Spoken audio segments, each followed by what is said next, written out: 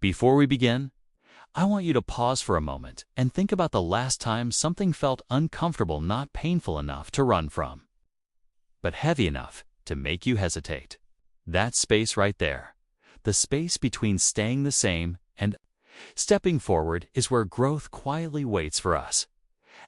Growth rarely announces itself in moments of comfort or ease. More often, it begins quietly at the edge of discomfort, in situations that challenge our patterns and force us to confront what we have been avoiding. Comfort feels safe, familiar, and predictable, but it also keeps us exactly where we are. Discomfort, on the other hand, asks us to stretch beyond what we know, even when we feel unprepared. It shows up as uncertainty, self-doubt, and emotional resistance, and our instinct is usually to pull back. Yet that very tension is often the signal that something within us is ready to evolve. When we stand at the edge of discomfort, we're standing at a threshold. On one side is who we have been, shaped by habits, fears, and old coping mechanisms.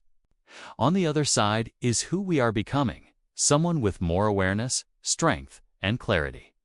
Growth does not require us to be fearless. It requires us to be willing. Willing to stay present when things feel awkward. Willing to move forward even, without guarantees. In that space of discomfort, resilience is built, self-trust is strengthened, and new possibilities begin to take form. Growth starts there, not because discomfort is pleasant, but because it is honest. Discomfort is often misunderstood as a warning sign, something that tells us we are failing or moving in the wrong direction. In reality, discomfort is frequently a sign that growth is already happening. When old habits, beliefs, or identities no longer fit, the space they leave behind can feel unsettling. That unease does not mean you are weak or incapable. It means you are stretching beyond what once defined you.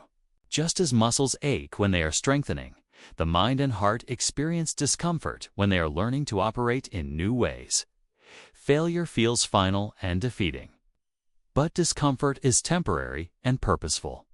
It shows up when you are questioning patterns that once felt normal, setting boundaries that feel unfamiliar, or choosing honesty over convenience.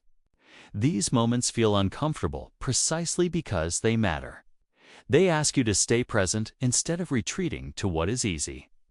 They ask you to trust yourself before the results are visible, seeing discomfort as evidence of becoming changes.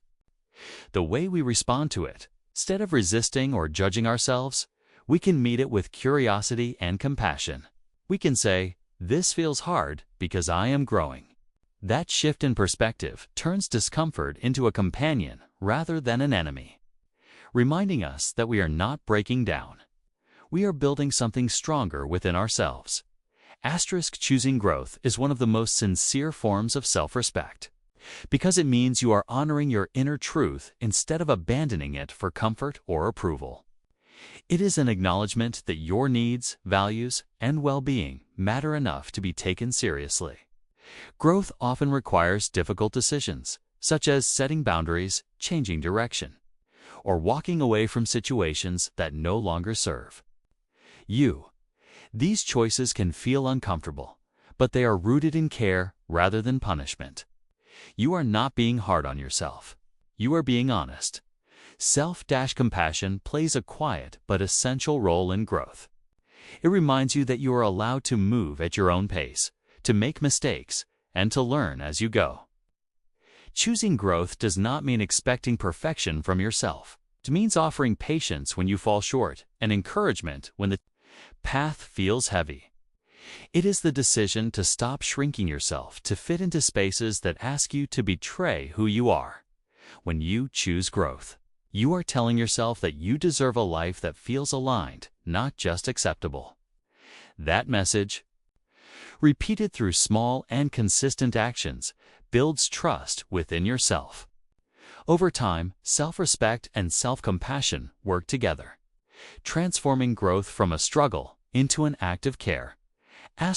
Healing and growth are often treated as separate journeys, but in reality, they move together, even when the process feels overwhelming. Healing asks us to acknowledge what hurt us, while growth asks us to decide what we will do with that awareness. Both can feel heavy, especially when old wounds resurface just as we are trying to move forward. It can be confusing to feel pain and progress at the same time, but these experiences do not cancel each other out. They coexist, shaping us gently and honestly. There are moments when growth feels like reopening something you worked hard to close. In those moments, it is easy to believe you are going backward. But healing is not linear, and growth is not measured by the absence of pain. Sometimes, the very act of noticing discomfort with more awareness is a sign that healing is already underway. You are no longer numb or unaware. You are present. Allowing healing and growth to exist together requires patience and kindness toward yourself. It means understanding that feeling tired does not mean you are failing, and needing rest does not mean you are giving up. When you allow yourself to heal while still choosing growth, you create space for a future that is not only stronger, but softer and more compassionate as well. Courage is often imagined as something loud and dramatic. But in real life, it is built quietly through small and consistent choices. It is choosing to show up when you would rather withdraw, choosing honesty when silence feels safer, and choosing to try again even after disappointment. These moments may seem insignificant on their own, but together they shape a resilient inner strength. Courage does not arrive all at once. It grows with repetition. Every time you make a small decision that aligns with your growth, you teach yourself that you can be trusted. You do not need to overhaul your life overnight or take fearless leaps to be brave. Sometimes courage is simply staying present with your emotions instead of avoiding them.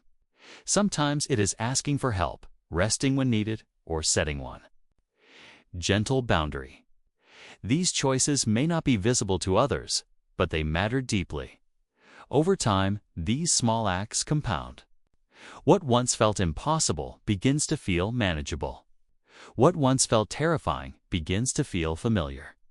Courage becomes less about overcoming fear and more about moving forward alongside it.